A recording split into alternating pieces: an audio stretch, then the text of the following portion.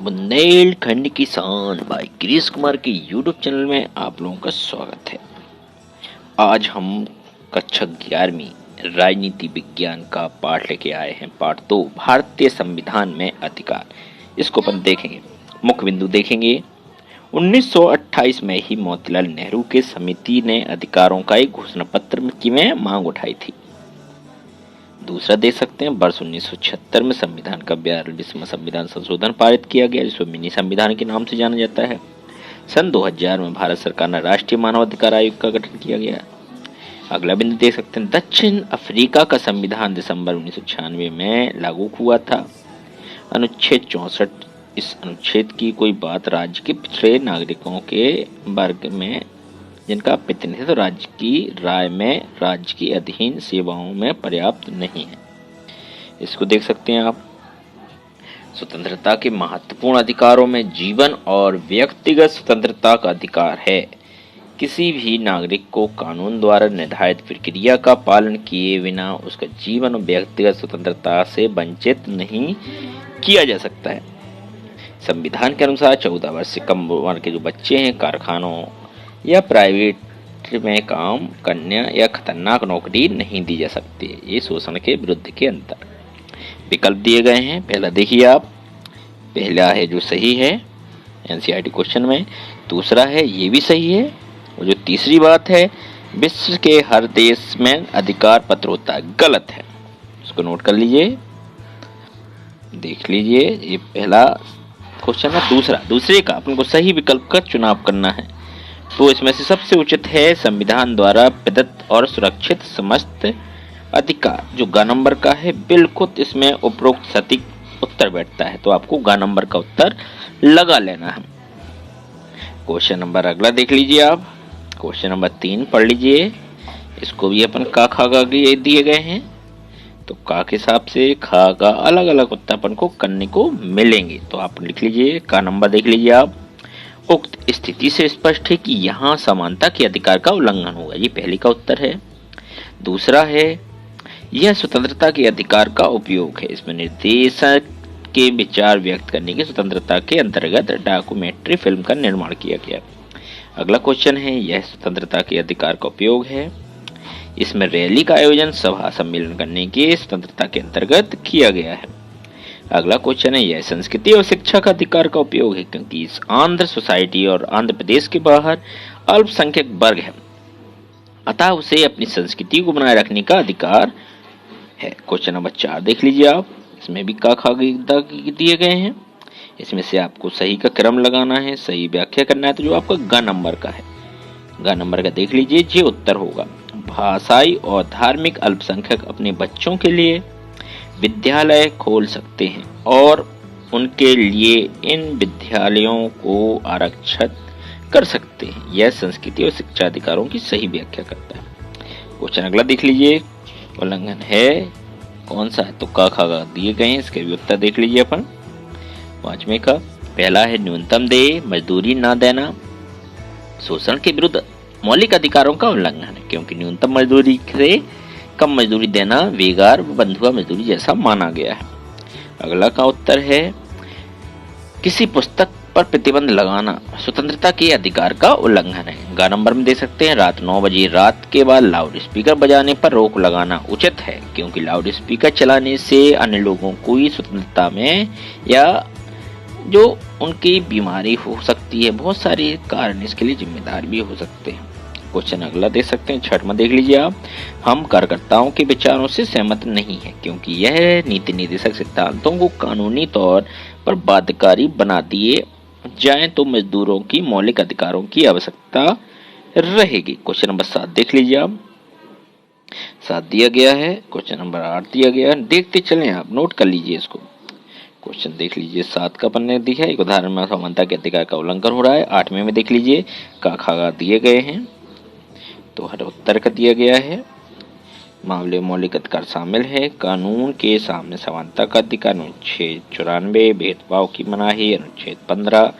क्या ये अधिकार जीवन के अधिकार का एक अंग है? बिल्कुल आप नोट करते चलें, यह जीवन के अधिकार का अंग है, क्योंकि बिना अनाज के व्यक्ति के लिए जीना असंभव है, भोजन के लिए व्यक्ति के लिए आवश्यक होता है। तो ये नोट करते चले आप। क्वेश्चन नंबर 9 देख लीजिए। हम सोमनाथ लाहिड़ी द्वारा संविधान सभा में दिए गए वक्तव्य से सहमत नहीं है। निसंदेह भारतीय संविधान प्रत्येक व्यक्ति को विचारों की अभिव्यक्ति की स्वतंत्रता होती है, तो इसको आप नोट कर लीजिए, परंतु साथ ही सुरक्षा की दृष्टि से नागरिकों के विचारों पर प्रतिबंध लगा सकता है। लगभग सभी अधिकारों का प्रतिबंध लगाए गए हैं, परंतु अधिकारों पर प्रतिबंध होने का अर्थ नहीं है कि अधिकार एक हाथ देकर दूसरे के साथ वापस ले लिए जाएं। क्वेश्चन नंबर 10 देख लीजिए। संवैधानिक उपचारों के अधिकार सबसे महत्वपूर्ण है क्योंकि इसमें बिना अन्य सब अधिकारों को व्यवहार में लागू नहीं किया जा सकता है। अन्य अधिकारों का उल्लंघन होने पर इस अधिकार के जरिए उनकी रक्षा की जा सकती है। पूरा आप देख सकते हो। आप नीति निर्देशक तत्व के संबंध में दिए गए हैं, मौलिक अधिकारों के संबंध में दिया गया है, इसको हम नोट कर लीजिए आप। बंदी प्रत्यक्षीकरण, परमादेश, निषेध आदेश, अधिकार, इच्छा, उत्प्रेक्षण, रिट, ये सब दिए गए हैं, इसको नोट कर लीजिए आप। ये नागरिकों के मौलिक अधिकार का टकरा सकते हैं। यह समस्या तब पैदा हुई जब सरकार ने जमींदारी उन्मूलन कानून बनाने का प्रस्ताव यह फैसला लिया था, लेकिन यह सोचकर कि सामाजिक आवश्यकताएं व्यक्तिगत हित के ऊपर है, सरकार ने इस पर थोड़ी सा विचार कर लिया।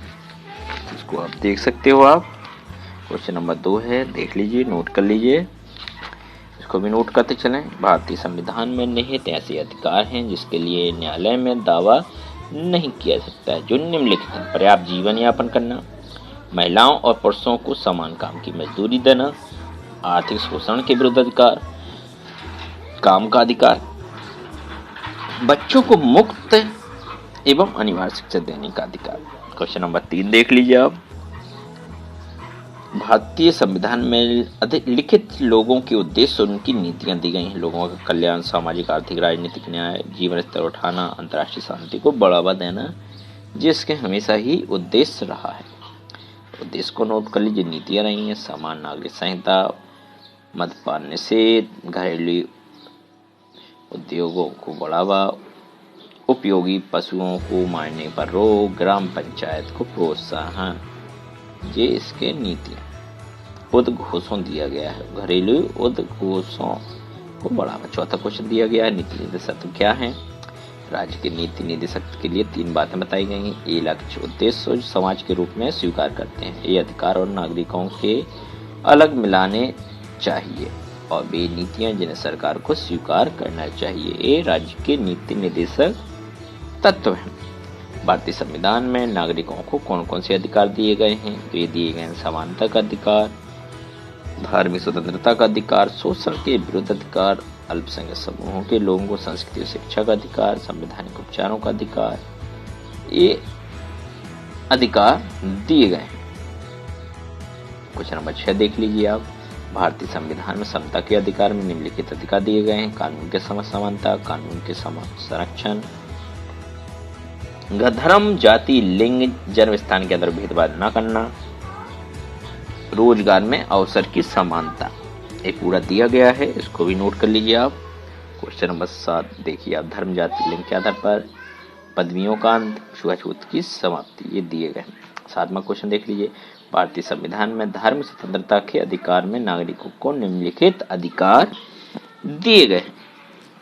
इसको आप देख सकते हैं, नोट कर लीजिए आप। ये अधिकार दिए गए हैं: आस्था और प्रार्थना की आजादी रहेगी, धार्मिक मामलों के प्रतिबंध और खास तरह की संस्थाओं में धार्मिक निर्देश देने की स्वतंत्रता है। क्वेश्चन नंबर 8 देख सकते हैं। भारतीय संविधान में शोषण के विरुद्ध अधिकारों में नागरिकों को कौन कौन से अधिकार, तो वो दिए गए हैं: बंधुआ मजदूरी दिया गया है। तो ये क्वेश्चन नंबर देख लीजिए आप। जोखिम वाले कामों से बच्चों को या दूर रखना या छोटे बच्चों को मजदूरी करना, ये निम्नलिखित अधिकार दिए गए शोषण के विरुद्ध अधिकार। क्वेश्चन नंबर दे सकते हैं अगला। अल्पसंख्यक समूहों के लोगों को, इसमें दिया गया है अल्पसंख्यकों की भाषा और संस्कृति में संरक्षण का अधिकार। अल्पसंख्यकों को शैक्षणिक संस्था स्थापित करने का अधिकार दिया गया है। इसको भी आप देख सकते हो। आप क्वेश्चन नंबर 10 देख लीजिए। भारतीय संविधान में संवैधानिक उपचारों का अधिकार दिए गए हैं, इसको आप विस्तार से आप देख सकते हो। आप भारतीय संविधान में नागरिकों को मौलिक अधिकारों को कानून लागू करवाने के लिए न्यायालय में जाने का अधिकार दिया गया। क्वेश्चन नंबर 11 दे सकते हैं। स्वतंत्रता के सबसे महत्वपूर्ण अधिकारों में जीवन और व्यक्तिगत स्वतंत्रता का अधिकार है। किसी भी नागरिक को कानून द्वारा निर्धारित प्रक्रिया का पालन करना अनिवार्य होता है। इसका अर्थ यह है कि किसी भी व्यक्ति को बिना कारण बताए गिरफ्तार नहीं किया जा सकता है। गिरफ्तार किए जाने का उस व्यक्ति को पसंदीदा वकील के माध्यम से अपना बचाव करने का अधिकार होगा। इसके अलावा पुलिस के लिए यह आवश्यक है कि अभियुक्त को 24 घंटे के अंदर निकटतम मजिस्ट्रेट के सामने पेश करे। मजिस्ट्रेट ही इस बात का निर्णय करेगा कि गिरफ्तारी उचित है या नहीं। क्वेश्चन नंबर 12, निवारक नजरबंदी क्या है? सामान्यतः किसी व्यक्ति को अपराध करने पर गिरफ्तार किया जाता है, पर उसे अपवाद भी है।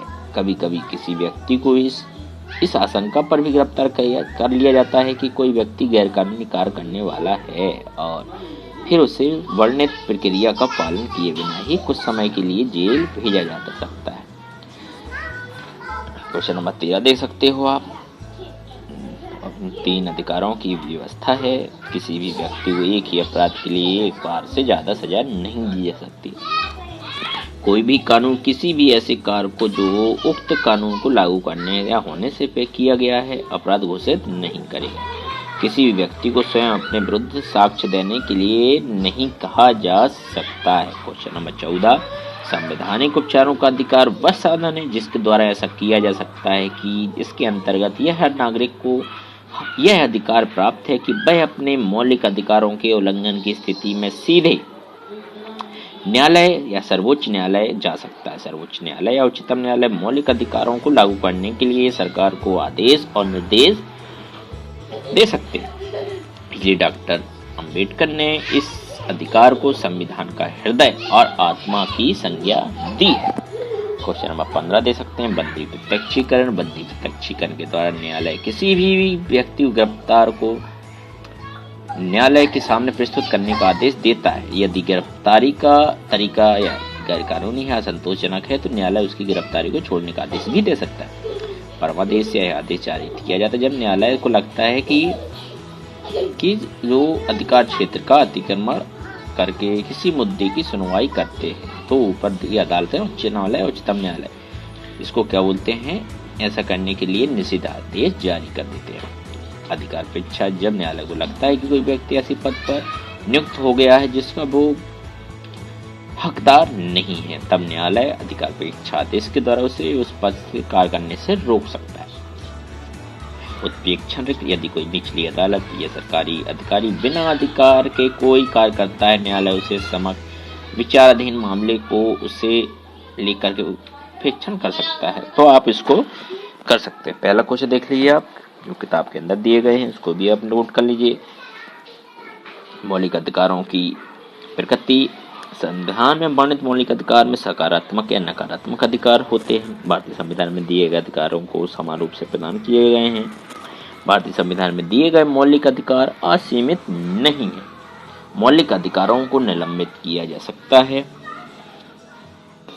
मौलिक अधिकारों का संशोधन भी किया जा सकता है।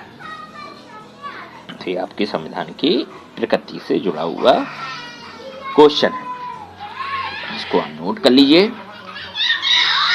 ये दिया गया है क्वेश्चन, इसको आप नोट कर लें। क्वेश्चन नंबर अगला चलते हैं। मौलिक अधिकारों की मुख्य विशेषताओं पर प्रकाश डालना है। यहाँ पर मौलिक विशेषताएं दी गई हैं, इसको आप देख लीजिए। आप मौलिक अधिकारों की पहली विशेषता, मौलिक अधिकार सभी नागरिकों के लिए होते हैं। दूसरा होता है मौलिक अधिकार असीमित नहीं होते हैं। मौलिक अधिकारों की रक्षा की व्यवस्था है। नागरिकों स्वतंत्रताओं का बल है। मौलिक अधिकार निलंबित किए जा सकते हैं। मौलिक अधिकारों में संशोधन किया जा सकता है। तो इसको नोट कर लीजिए। तीसरा क्वेश्चन देख लीजिए आप। इसमें कानून के समक्ष समानता है, सामाजिक समानता है, सरकारी पदों की प्राप्ति के लिए अवसर की समानता है, अस्पष्टता का अंत है, उपाधियों का अंत है। अनुच्छेद 18 में व्यवस्था है कि सेना या अन्य विद्या संबंधी उपाधियों के अतिरिक्त राज्य कोई भी अन्य उपाधि प्राप्त नहीं कर। क्वेश्चन नंबर 4 देख सकते, विचार और अभिव्यक्ति की स्वतंत्रता होगी। अस्त्र सहित रहित शांतिपूर्ण सम्मेलन की स्वतंत्रता रहेगी। समुदाय और संघ बनाने की स्वतंत्रता रहेगी। भाषण की अभिव्यक्ति की स्वतंत्रता रहेगी। निवास की स्वतंत्रता रहेगी। व्यवसाय की स्वतंत्रता रहेगी। कानून का उल्लंघन न होने तक दंड से स्वतंत्रता रहेगी। जीवन और शरीर रक्षण का अधिकार होगा। बंदीकरण की व्यवस्था में अधिकार कुछ दिए गए हैं, तो आप इसको नोट कर लीजिए। आप अनुच्छेद 22 के द्वारा बंदी बनाए जाने वाले व्यक्ति को कुछ अधिकार दिए गए हैं। कहा गया कि उसे अपराध के बारे में या बंदी बनाने के कारणों के बिना बनाए उसको गिरफ्तार नहीं किया जाता। उसे वकील की परामर्श लेने से भी रोका नहीं जा सकता है और 24 घंटे के अंदर निकटतम न्यायालय के न्यायाधीश के सामने उपस्थित करवाना अनिवार्य होगा। क्वेश्चन नंबर 5 में देख लीजिए। क्वेश्चन नंबर 5 देख सकते हो आप। संविधान में मौलिक अधिकारों के उल्लेख से अधिक महत्वपूर्ण बात यह है कि क्रियान्वित करने की व्यवस्था है, जिससे अभाव में मौलिक अधिकार अर्थहीन सिद्ध होते हैं। इसमें कुछ 5 प्रकार के लेख भी हैं। बंदी प्रत्यक्षीकरण, परमादेश, प्रतिषेध, प्रेक्षण, अधिकार परीक्षा। इसको नोट कर लीजिए। डॉक्टर भीमराव अम्बेडकर ने यह संविधान का हृदय और आत्मा भी इनको कहा है। क्वेश्चन नंबर 6 देख लीजिए। समानता का अधिकार एक ढोंग है। दोष दिए गए हैं। आर्थिक लोकतंत्र का अभाव है। निवारक नजरबंदी कानून द्वारा स्वतंत्रता की हत्या है। कार्यपालिका की असीमित शक्तियां हैं। शोषण का पूर्णतः अंत नहीं है, तो आप इसको नोट कर लीजिए। 7वां क्वेश्चन देख लीजिए। लोकतंत्र की सफलता का आधार भी इसको है, जिसके महत्व दिए गए हैं। शासन की शिष्टाचारिता पर अंकुश है। अनुसूचित जातियों एवं जनजातियों का कल्याण इसमें छिपा हुआ है। मूल अधिकारों पर प्रतिबंध पर औचित्य भी इसमें जुड़ा हुआ है, तो इसको नोट करते चलें। लोकहित में अधिकारों का प्रतिबंध लगाया जा सकता है। बिना प्रतिबंध में समाज निरपेक्ष बन सकता है। जनहित में मूल अधिकारों पर प्रतिबंध लगाया या महत्व इससे और ज्यादा बढ़ जाता है। क्वेश्चन नंबर 8 देख लीजिए। जिस समय भारतीय संविधान को लागू किया गया उस समय मूल कर्तव्य नहीं थे। इन मौलिक अधिकारों और कर्तव्यों को सम्मिलित करने पर विचार समाजवादी चिंतन से मिलता है। इसके द्वारा भी बहुत सी बातें निकल के आती हैं। मौलिक अधिकार और कर्तव्य एक सिक्के के 2 पहलू माने जाते हैं, तो ये इम्पोर्टेंट क्वेश्चन है, इसको नोट कर लीजिए आप। आलोचना भी इसमें जुड़ी हुई है, तो आलोचना भी आप कर सकते हैं। मूल कर्तव्यों की व्यवस्था की आलोचनाएं हैं। मूल कर्तव्यों की व्यवस्था को आलोचनाओं को भी बताया जा सकता है। मूल कर्तव्यों में से कुछ पालन करने के लिए गैर कानूनी व्यवस्था संभव नहीं है। मूल कर्तव्य केवल आदर्श के ही वस्तु हैं। अंतर दिए गए मौलिक अधिकार और नीति निर्देशक तत्वों में। मौलिक अधिकारों का क्षेत्र सीमित होता है, जबकि नीति निर्देशक तत्वों का क्षेत्र बहुत व्यापक होता है। मौलिक अधिकार 6 हैं, जबकि नीति निर्देशक तत्व कई सारे हो सकते हैं, तो आप इसको नोट करते चलो। क्वेश्चन नंबर 10 देख लीजिए। मूल कर्तव्य आदर्शात्मक है तथा नागरिकों का उचित मार्गदर्शन करते हैं। इसके द्वारा व्यक्ति व समाज के हितों के मध्य उचित सामंजस्य स्थापित किया जा सकता है। मूल कर्तव्यों की प्रकृति दलगत राजनीति के ऊपर। वातावरण को दूषित होने से बचाने के लिए जो मूल कर्तव्य निश्चित किया गया है वह बहुत लाभकारी है। क्वेश्चन नंबर 11 दे सकते हो आप। नीति निर्देशक तत्व सिद्धांतों के पीछे लोकमत की शक्ति छिपी हुई है। संवैधानिक संशोधन द्वारा न्यायिक स्थिति प्राप्त है। असामयिक और असंगत नहीं है। नैतिक आदर्श है। राजनीतिक दलों को मर्यादित करना इसका उद्देश्य है। लोक कल्याणकारी राज्य की स्थापना में भी ये बहुत ही महत्वपूर्ण सहायक सिद्ध हो सकता है। क्वेश्चन नंबर अगला देख लीजिए आप। नीति निर्देशक तत्वों से संबंधित पंचायती राज व्यवस्था है, कुटीर उद्योग है, मद्य निषेध है, कृषि है, अहिंसा है, दलित वर्ग का इसमें विकास भी छिपा हुआ है। तो राज्य के नीति निर्देशक तो गांधीवादी विचारधारा का समर्थक रहा है, तो इससे जुड़ा हुआ एक क्वेश्चन है, इसको नोट कर लीजिए आप। बहुत इंपॉर्टेंट क्वेश्चनों में से एक है। इसको आप याद कर लीजिए। तो ये क्वेश्चन है आपका। क्वेश्चन नंबर 13 देख लीजिए आप। दिया गया है कानूनी संरक्षण का अभाव है, अतार्किक, अस्पष्ट और अनुसूचित वर्गीकरण है, अव्यवहारिकता और आदर्श बाध्यता है। वीडियो कैसा लगा कमेंट बॉक्स में जरूर बताइए।